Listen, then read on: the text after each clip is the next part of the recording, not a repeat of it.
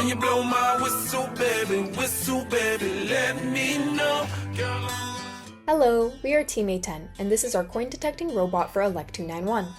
Using two breadboards, C code, the EFME and PIC32 microcontrollers, a radio, and combining various circuits, we were able to create a remote-controlled robot capable of picking up coins. Our design followed these box diagrams. In this section, we will walk you through the different components and how they are tied together. The remote used to communicate with the robot is powered by the PIC32 microcontroller, including an LCD, joystick, and speaker. The joystick is used to manually control the robot's movement, and the speaker makes a sound when the robot picks up a coin.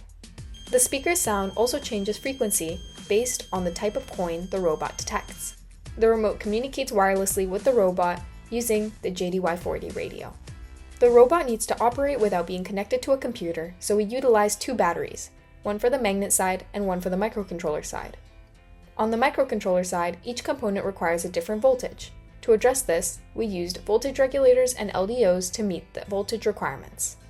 To control the motors, we used two H-bridges and octocouplers to isolate the noise from the motor and microcontroller sides.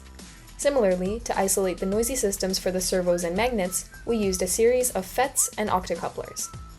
To detect coins, we used the following coin detector circuit, which was built with two FETs, two capacitors, and a resistor.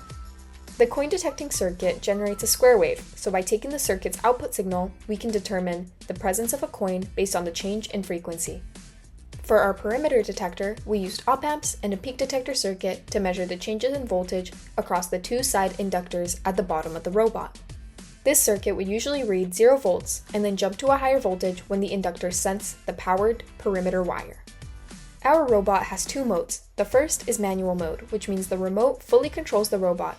We have full control over moving the robot and activating the servo to pick up the coin. We also have automatic mode, which is activated by pressing a button on our remote. When activated, the robot moves on its own. Upon detecting a coin, it will pick it up before continuing its journey. It is also contained within the area of the perimeter wire and turns around once it senses the voltage change caused by the perimeter wire. To further automate the coin collection process and make our project more dynamic, we decided to make a device that automatically disperses the coins within our set area. The coin dispensing mechanism releases coins into the picking area when a button on the robot's remote is pressed. It uses mechanical tension to launch the coins. The mechanism consists of a wooden arm mounted on a ball bearing, a spring that applies torque to the arm, a barrel bolt that locks the arm in place, and a servo motor that releases the bolt. To set it up, the arm is manually locked with the bolt, coins are placed onto the arm, and the mechanism is primed. The servo receives a PWM signal that changes based on the mechanism state. When locked, the servo gets 200 Hz, 20% duty cycle PWM. When releasing, it gets a 200 Hz, 50% duty cycle PWM. The servo rotates to unlock the bolt, allowing the arm to fling the coins. We decided to make our robot more well-rounded by 3D printing a mount for an LCD display. To do this, we carefully created a custom CAD model tuned to fit the measurements of our robot and screwed it into the body of our robot. With our LCD display, we created two faces for our robot, depending on what it was doing. One for searching for a coin, and another one for when it found something. We did this by importing custom characters and adding logic for them in our servo function. If we could redo the project, we would choose a different microcontroller instead of the EFM8 since we ran into major memory issues. At one point, the EFM8 kept running out of memory, and trying to store code in the RAM only slowed it down and broke the robot. Instead, we had to apply ComSci 259 concepts to optimize our code and memory use.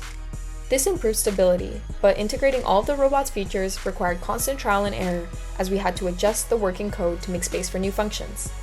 Furthermore, this project required a lot of debugging, not just on the software side.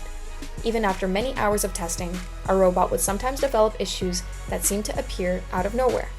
For example, our frequency detector would work, then suddenly stop, forcing us to find the root of the problem, which wasn't always easy. Human errors like plugging things into the wrong spot on the breadboard sometimes shorted components, fried chips, or disconnected other circuits without us noticing. Overall, this project helped us better diagnose whether problems were coming from the hardware or software, allowing us to apply theoretical knowledge we gained in our circuit analysis courses and strengthened our debugging skills.